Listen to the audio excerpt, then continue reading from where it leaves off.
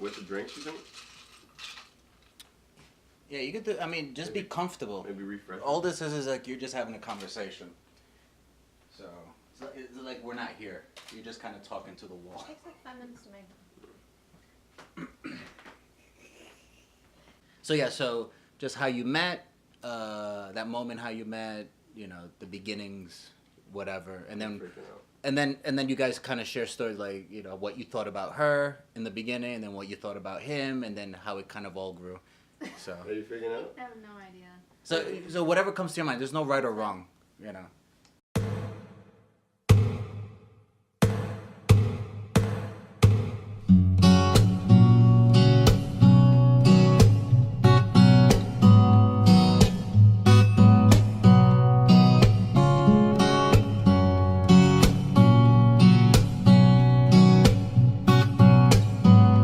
First time I saw him, you were wearing a wife beater, Oh yeah.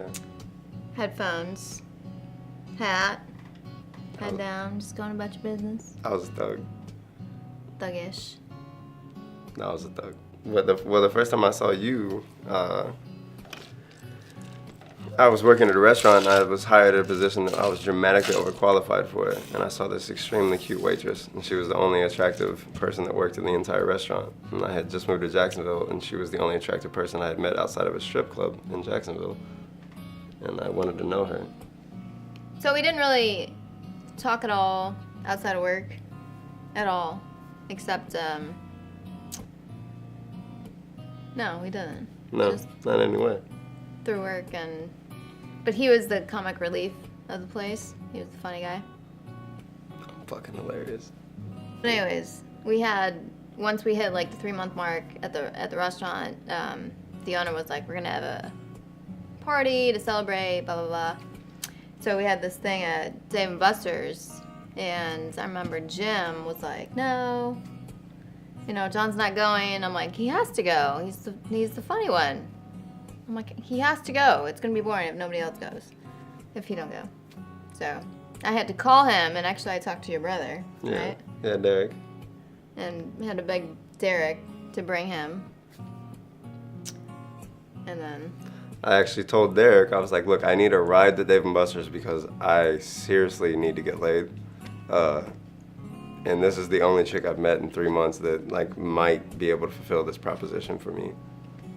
What, in primitive terms, you know, like you were the only attractive. Hey, what? This is the video, right?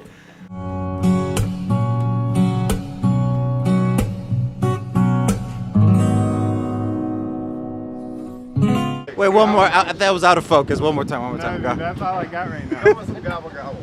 Gobble gobble. No, you don't even know about. What's the gobble gobble? The gobble gobble. So one year during Thanksgiving, He was like, Happy Gobble Gobble Day.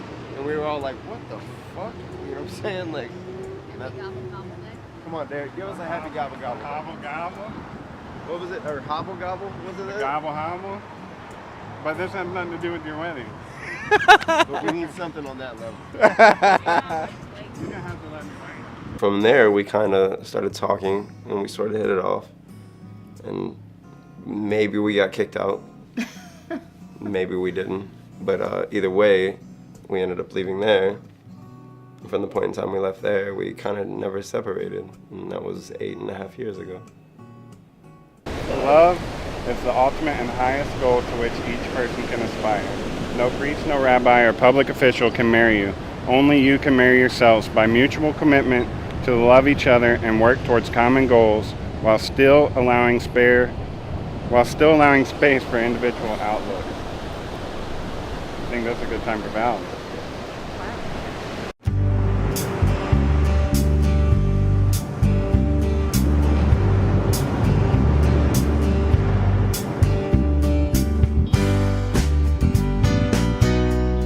All right, so fast forward 5-6 months, it's winter time, and we clearly this was gonna be something more, you know. And we were dating, and we went to St. Augustine, and there's this place, Santa Maria. Is that it? Mm-hmm. And it doesn't exist anymore. It'd been there since the 20s or 30s, and now it doesn't exist. And I hate cold. I despise cold. It's my kryptonite. That's why I moved to Florida. So as we're sitting there, Shawna reaches for something. I have no idea to this day. I still kind of think it was on purpose. And she knocks an entire full drink onto my lap. And it's like 32 degrees outside at this point. Covers my lap with this drink, right? And I was pissed. Because in my mind, it looked like she was like, fuck your drink, motherfucker. You know what I'm saying? Like that's the only way I can say it. Like, it seemed like that. It seemed like that. And I was like trying with everything in my might to not be angry because I'm like, I can't believe that she would actually do this. That she would actually just dump an entire drink on my lap. And the look on her face, because apparently it wasn't on purpose, she didn't feel the same sense of guilt that I expected. But in my mind, it seemed on purpose, and I'm expecting like apologetic notions, and none of that came. And that story with me doing it on purpose has always been around. She did it on purpose. I did not She do it on dumped an purpose. entire drink on my lap Why would I have done that? on like our third date. It was the first time we had been to St. Augustine together. First time. Dumped So, a whole drink on my Why lap. would I do that? I still don't know why you did it. You did it. I did it, but I didn't do it on purpose. You heard that. She did it. You're such a dick. Because of you, I laugh, smile, and dream. Oh, Jesus. It's okay. I look forward to spending the rest of my life with you, caring for you, and being there for you, and with you, and all that life has for us. I take you, John, to be my husband. From this time onward. It's okay. I love you. You are my best friend. I promise to encourage, inspire, and laugh with you, and to comfort you. I promise to love you in good times and in bad, when life is easy or when it is hard. When our love is simple and when it is an effort. I promise to cherish you and to never let go of your hands.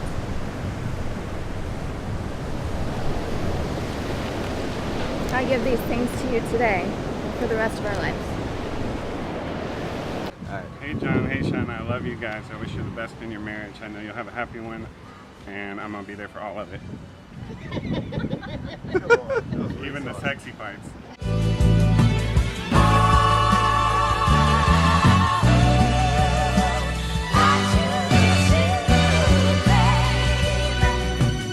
So I wanted to impress Shawna. This was like a week. This was 2 like a weeks month. in. A Really? month in, yeah. I'd realized, like, at this point, I didn't really believe in long-term relationships, but so there was something different about her. And so, at my skill set, I was like, what can I do to impress her? And well, I was a chef at this point in time. So I was like, well, I'll make her breakfast. And I didn't know what she wanted for breakfast, so I was like, I'll make her everything. Right, from over easy, you hear that? My stomach's bubbling. So I made her over easy eggs to hard eggs to French toast to bacon, pancakes, bacon. every single item that you would possibly cook for breakfast. And her response was to come out and cry because she didn't like the smell of bacon. Bacon permeates. I had an apartment at the time, right? So I woke up to smell the bacon. So I was nauseous. And then there was the egg smell. And my kitchen was a disaster. And I'm like, what? What happened? What happened to my house?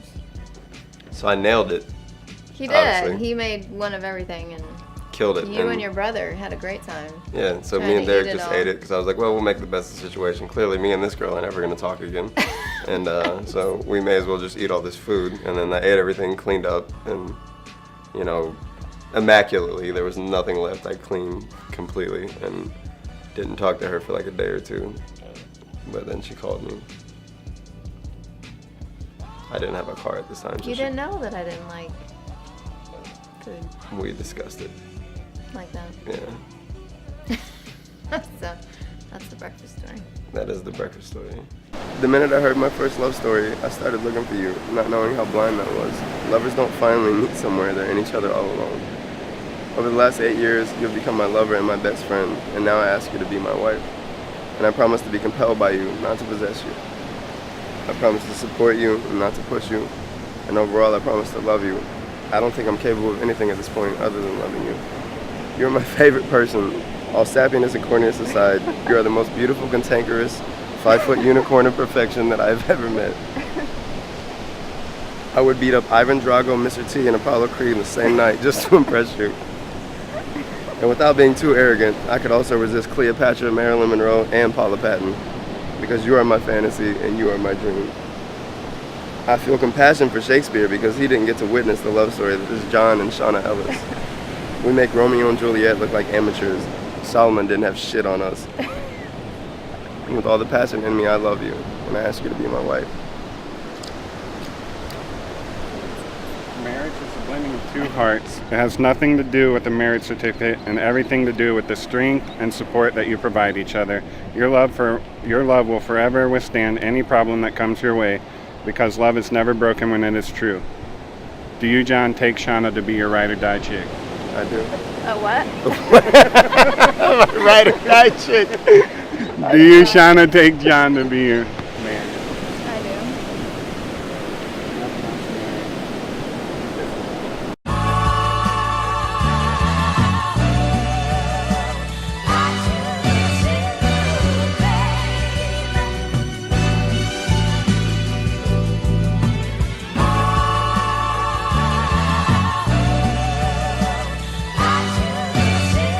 I wasn't sure about the ride or die part.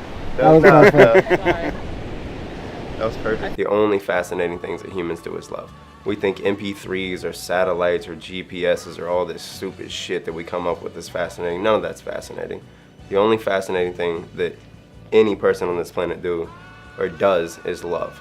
Feeling that expression, that connection, that emotion for another person, another group, an animal, anything. That's it.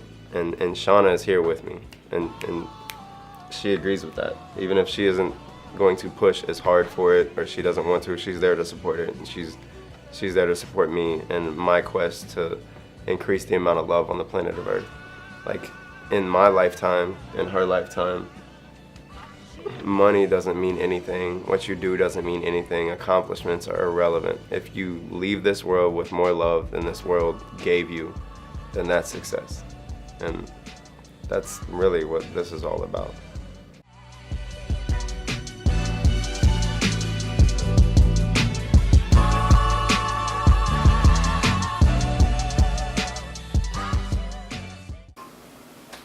Yo, what's up, John? Hey, what's up, man? Hey, Hey, nice it's good to see you. Haven't seen you in a while. Yo, so I heard that your ankle got swollen. You haven't been playing. Yeah, dude, the soccer is not happening for like at least 4 weeks. I thought I just rolled it. I did a backflip on it afterwards. I didn't know. Screwed it up, man. Oh my god.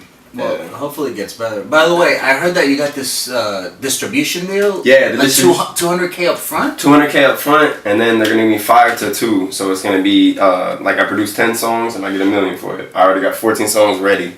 Like you already got the single ready? No, I got 7. The 7 I played for you, right? And then I got 2 ready to go. And I mean, I'm in there. I got 14 to go. We're 100% on that. Oh, nice. No, super nice. Like, thing is. So what about? And speaking of that, what about the models that you've been dating? You models. promised me one of them. The models, I can promise you all of them at this point. I'll be 100% honest with you. What do you mean? I ain't messing with the models no more. I met this girl and I fell in love and I got married. Why are you looking at me like that? I know I got married. I love her. Like, she's my soulmate. She's the person I'm gonna be with, you know. She's my connection. What are you doing? What the fuck? Nah, we went to Home Depot and shit, man. Nah, like, we got a new comforter. Like, the bedroom matches now. Like, what? Really? Seriously? The fucking bedroom mat. What the fuck is this? I just don't understand. Motherfucking models and shit. Fuck models. So get this shit. This is bullshit. Go back to work. This crazy, crazy world. Thank God I'm with my girl. To the one girl guys who claim they don't need more. Like my nigga Henry, he married at 24. I'm like, why, nigga, why? You supposed to be with her longer than your ass been alive. He like, fuck it, we about to do therapy. Hey, at least when I hit the doctor, I'm carefree with no plan B.